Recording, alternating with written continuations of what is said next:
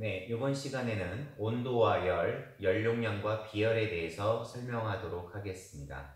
예, 온도. 온도라는 게 이제 우리가 일상생활에서 많이 쓰는 양인데요. 여러분들이 잘 알다시피 뜨겁고 차가운 정도, 어떤 물체라든지 물질이 얼마나 뜨거운지, 차가운지를 나타내는 정도를 온도라고 합니다. 온도에는 세 가지 종류가 있습니다. 첫 번째는 섭씨 온도, 두 번째는 화씨 온도, 마지막은 절대 온도가 있습니다. 섭씨 온도는 섭씨 온도하고 화씨 온도는 이제 물이 기준이 되는 거거든요. 물이. 그래서 섭씨 온도는 물이 끓는 지점을 갖다 100으로 놓고요. 물이 끓는 지점을 그 다음에 물이 어는 지점을 0으로 놓고 요 사이를 100등분한 것을 갖다가 섭씨 온도라고 합니다. 여러분들 잘 알다시피 단위는 도씨 이렇게 나타납니다. 도씨. 화씨 온도는 물의 온도를 212, 그 다음에 물에 어는 것을 32. 그래서 요 사이가 몇 등분이 되는 거죠? 180등분이 되는 것을 갖다가 화씨 온도라고 합니다. 뭐 미국이라든지 여러 다른 나라에서 많이 쓰는 단위인데요. 도 F 해가지고 화씨라고 합니다. 요 섭씨 온도하고 화씨 온도를 관계식으로 다 나타내 줄 수 있을 것 같아요. 이렇게 그래프로 나타내주면 좀 이해하기 쉬울 것 같습니다. X축을 갖다가 섭씨 온도, Y축을 화씨 온도라고 해보죠. 그러면 섭씨 온도의 한 포인트는 화씨 온도의 한 포인트하고 1대1 대응을 할 겁니다. 그럼 섭씨 온도가 0일 때는 화씨 온도를 얼마? 32하고 1대1 대응을 하겠죠. 그 다음에 섭씨 온도 100은 화씨 온도 212하고 1대1 대응을 할 겁니다.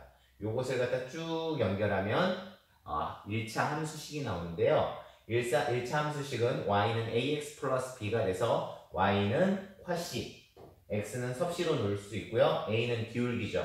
x의 증가량 100분의 y의 증가량 180. 다시 말하면 100분의 180이니까 5분의 9. 그 다음에 y절편은 32. 따라서 화씨 온도는 5분의 9 곱하기 섭씨 온도 더하기 32라는 관계식을 얻을 수 있습니다.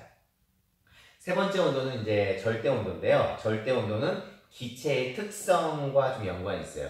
보일-샤를의 법칙 여러분들 보면 알겠지만 이건 볼륨을 갖다가 이제 픽스 시켰다라고 보시면 돼요. 그러니까 볼륨을 일정하게 놨을 때 온도하고 압력은 관계가 있겠죠. 당연히 온도가 높아지면 기체들의 움직임이 빨라지니까 압력이 세질 겁니다.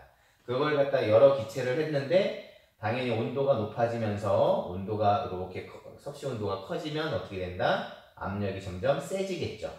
그런데 이걸 여기서 끝나는 게 아니라 이렇게 압력이 0이 되는 지점을 갖다 가본 거예요.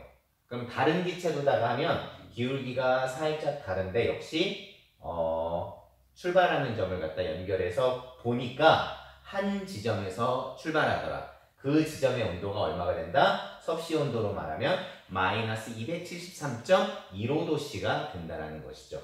그러니까 이 지점은 뭐냐면 기체들의 움직임이 없는 상태가 되는 겁니다. 기체들의 움직임이 없으니까 압력이 제로인 상태가 되는 거겠죠.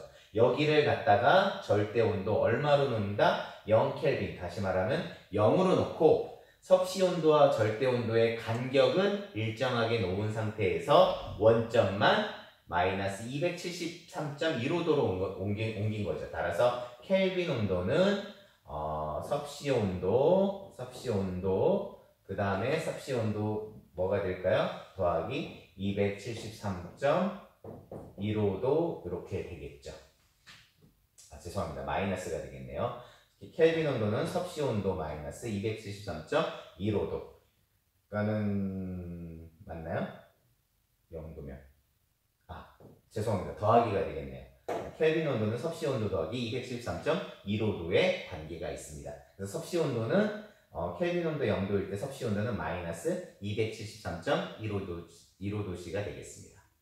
네, 두 번째는 열의 개념입니다. 열의 개념은 온도하고 상당히 밀접한 관계가 있는데요.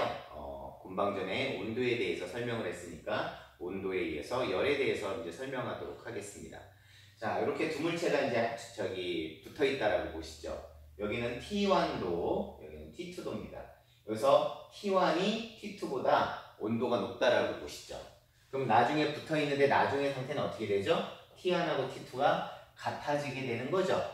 같아졌다는 얘기는 뭐냐면 T1에서는 무언가 T1에서 T2로 이동했다라는 것을 볼 수가 있습니다. 그러니까 T1은 뭔가를 잃어버렸고요. T2는 무언가를 얻었죠. 여기서 잃고 얻은 그 무엇인가가 무엇이다? 열이라는 겁니다. 무슨 얘기냐? 열이라는 것은 온도가 높은 곳에서 낮은 곳으로 흐르는 에너지가 되는 겁니다. 온도가 높은 데서 낮은 곳으로 흐르게 되는 거죠. 나중에 T1하고 T2가 같아지면 어떻게 되는 거죠? 열이 더 이상 흐르지 않게 되는 거죠. 이렇게 열이 더 이상 흐르지 않은 상태를 뭐라고 한다? 열 평형 상태라고 하는 겁니다. 자, 어쨌든 그러면 열이라는 것 때문에 무엇이 변한 거죠? 온도가 변한 거죠. 그래서 그 열과 온도 변화는 비례관계에 있습니다. 그럴 때 열이라는 것을 이 콜로 놓으면 상수 C로 넣어서 델타 T로 놓을 수 있습니다. 이럴 때 상수 요 C를 연용량이라고 합니다. 연용량. 그럼 여기서 보면 연용량이라는 것은 C를 바꿔 쓰면 어떻게 쓸 수 있죠? 델타 T분의 Q라고 넣을 수 있죠. 무슨 얘기죠? 온도 변화에 따라서 열이 얼마만큼 출입했느냐 이 양이 되는 겁니다. 만약에 잘못 썼네요. C가 크다. C가 크다. 이거 잘못 썼어요. C가 크다는 얘기는 뭐가 되는 거죠? 1도씨 변하는데 Q가 크다는 얘기죠. 다시 말하면 C가 크다는 얘기는 1도씨 변화에 많은 열이 필요하다는 얘기입니다. 그 다음에 C가 작다는 얘기는 연용량이 작다는 얘기는 뭐냐면 1도씨 변화에 적은 열이 필요하다는 얘기가 되는 거죠. 그러니까 이러한 것들은 뭐냐면 물체의 성질이죠. 연용량이 크면 연용량이 크다는 얘기는 뭐냐면 많은 열이 들어가야지 온도가 올라간다는 얘기고요. 연용량이 작다는 얘기는 적은 열이 들어가도 온도가 올라갈 수 있다는 얘기죠. 자, 그럴 때 이런 연용량은 C 곱하기 질량, C 곱하기 몰 이렇게 바꿀 수가 있습니다. 여기서 질량을 곱해주고 몰을 곱해줬을 때 요 앞에 C, 요게 바로 비열이 되는 건데 비열 곱하기 질량, 비열 곱하기 몰. 여기서 C는 뭐가 되는 거죠? 일반적으로 비열이라고 하는 거고 이건 몰 비열이라고 쓸 수 있겠죠. 그러니까 연용량이라는 것은 비열 곱하기 어떠한 물질의 질량이라든지 몰이 되는 겁니다. 이럴 때 비열은 뭐가 된다? 물질의 성질이 되는 거예요. 그럼 마찬가지로 비열이라는 것은 어떤 거가 되는 거죠? 금방 얘기했듯이 이렇게 보면 좋을 것 같습니다. 여기가 육지고요. 여기 바다입니다. 육지하고 바다는 비열차가 있습니다. 다시 말하면 육지는 비열이 작고요. 바다는 비열이 큽니다.